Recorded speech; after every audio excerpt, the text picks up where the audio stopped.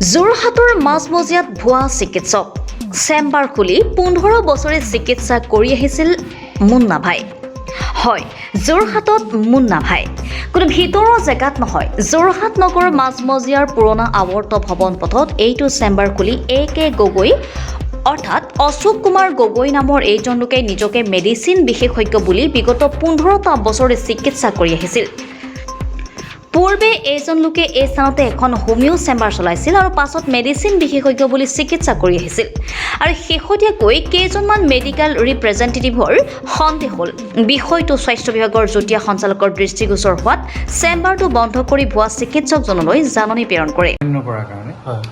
আৰু আপোনালোকক আমি অনুৰোধ জনাওঁ যে এনেকুৱা ধৰণৰ চকুত পৰিলে সন্দেহজনক চকুত পৰিলে আমাক জনাব, কাৰণ আমি সকলোৱে মিলি পেলাই এইটো ৰোধ কৰিব লাগিব। ডেফিনেটলি আছে এইটো। আৰু এখন আমি জিলাখনৰ বিভিন্ন জেগাত আয়ুৰ্বেদিক, হোমিঅ'পেথিক, এতিয়া এল'পেথিকো ওলাইছে। এনেকুৱা বহু সন্দেহজনক ডক্তৰ বিভিন্ন চুকে কোণে গাঁও আছে, বাগান আছে কেনে বহে, শুনিছেনে?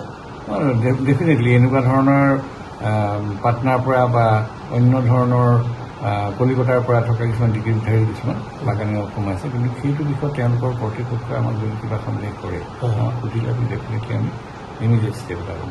আৰু আমি খুব আপোনালোকেও এইটো জনোৱাৰ পিছতেই আৰু অন্য ৰিচোৰ্চৰ পৰা গম পোৱাৰ পিছত আমাৰ ডাক্তৰ মাখন শইকীয়া ছাৰজন আছিলে, তেখেতে ইমিডিয়েট যিটো কাম কৰিলে তেখেতেও ধন্যবাদৰ পাত্ৰ, আৰু খুব ষ্ট্ৰিক্টলি তেখেতে কামটো কৰিছে, আৰু আমাৰ সদায় ষ্ট্ৰিক্টলিয়ে থাকিব গোটেই কামটো। তেখেতে এইটো স্পিয়াৰহেড কৰিছে, তাৰমানে গোটেই আমাৰ 4জন ডাক্তৰে মিলি গোটেইখন চাই পৰে আজি প্ৰায় এমাহ দিন ধৰি।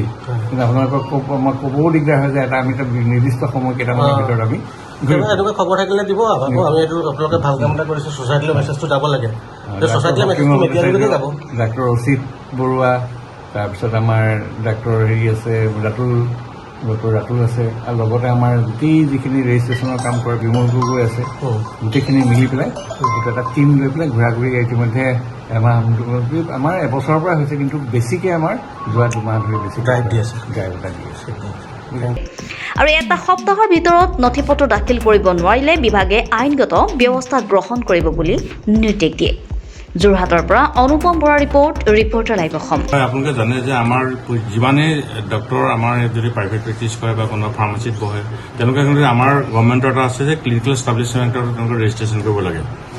আমাৰ যেতিয়া সেই ৰেজিষ্ট্ৰেশ্যন থাকে তেতিয়া আমি জানো যে সেই ডক্টৰজন ঠিকে আছে। কিন্তু আমাৰ এটা কমপ্লেইন এটা আহি গ'ল, আমাৰ ডক্টৰ্ছ ক্লাব আছে, ডক্টৰ্ছ ক্লাবৰ পৰা এটা কমপ্লেইন পাইছিলোঁ যে সেই এখন প্ৰেছক্ৰিপশ্যন এখন শ্বেয়াৰ কৰিছিলে। সেই শ্বেয়াৰ কৰাৰ পিছত তেতিয়া দেখিলোঁ যে হয়, সেইজন ডাক্তৰ আজি কিছুদিনৰ পৰা আমি নামটো দেখি আছিলোঁ, 2-এখন আমি প্ৰেছক্ৰিপশ্যন পাইছিলোঁ। কিন্তু আমি যেতিয়া ডক্টৰ্ছ ক্লাবৰ পৰা সেই কথাটো আহি গ'ল, তেতিয়া আমি ইমিডিয়েটলি আমাৰ এটা টীম লৈ পেলাই আমি গুচি গ'লোঁ, সেই তেওঁৰ চেম্বাৰটোত গুচি গ'লোঁ। আৰু চেম্বাৰত গৈ দেখা পালোঁ যে তেওঁৰ গোটেইখিনি বস্তু যেতিয়া ডকুমেণ্টছ বিচাৰিলোঁ, তেওঁ কোনো ডকুমেণ্টছ ছাবমিট কৰিব নোৱাৰিলে। ছাবমিট কৰিব নোৱাৰাৰ পিছত তেখেতক অফিচলৈ মাতি আনিলোঁ। মাতি অনাৰ পিছতে তেখেতক ক'লোঁ যে হয় আপুনি ছাবমিট কৰক, নহয় আপুনি ক্ল'জ কৰক চেম্বাৰ। হয়, তেখেতে সেইটো ছাবমিট কৰিব নোৱাৰে, সেইকাৰণে আমি তেখেতৰ চেম্বাৰটো আমি ইমিডিয়েটলি ক্ল'জ কৰি দিছোঁ। আৰু তেওঁৰ যিখন আমি আগতে ক্লিনিকেল ষ্টুডেণ্ট চেণ্টাৰ এখন হোমিঅ'পেথিকৰ কাৰণে এখন তেওঁ দিছিলোঁ, সেইখনো আমি তেওঁ মিছ ইউজ কৰাৰ কাৰণে আৰু তেওঁক সেইখনো অলৰেডি কেঞ্চেল কৰি দিছোঁ।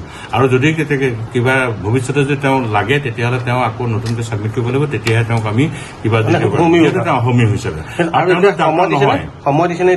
তেওঁ সময় হিচাপে আমি তেনেকৈ দিয়া নাই, আচলতে তেওঁ যেতিয়া ছাবমিট কৰিব লাগে তেনেকৈ। কিন্তু তেখেতক এসপ্তাহৰ ভিতৰত আমি সময় দিছোঁ, এসপ্তাহৰ ভিতৰত দিয়ক, নহ'লে একেবাৰে আপোনাৰ সেইটো কেঞ্চেল হৈ যাব। যদি ছাবমিট নকৰে তেতিয়া আপোনালোকে লিগেলি আগবাঢ়িব? লিগেলি আমি তেনেকৈ আগবাঢ়িবলৈ তেনেকৈ নাই। যদি ভৱিষ্যতে যদি তেওঁ কোনোবা এখন, মই কৈছোঁ কিন্তু ভাৰবিলিয়ে তেখেতে কৈছে ভৱিষ্যতে যদি আপোনাৰ কোনোবা এখন প্ৰেছক্ৰিপশ্যন যদি আমি দেখা পাওঁ বা ক'ৰবাত যদি আপুনি বহিছে, তেতিয়াহ'লে আপোনাৰ ইমিডিয়েটলি আপোনাৰ পুলিচে আমি এফআইআৰ দিবলৈ আমি বাধ্য হ'ম, তেখেতে এৰেষ্ট হৈ যাব। আৰু যিহেতু জানে যে অসমত এতিয়া আমাৰ বহুত তেনেকুৱা ফেক ডক্টৰ ওলাইছে, আৰু এজন আমাৰ ডক্টৰ গুৱাহাটীত আছে, ডক্টৰ অভিজিত নেওগ বুলি, তেখেতে এইটো বস্তু সহজতে কৰি আছে।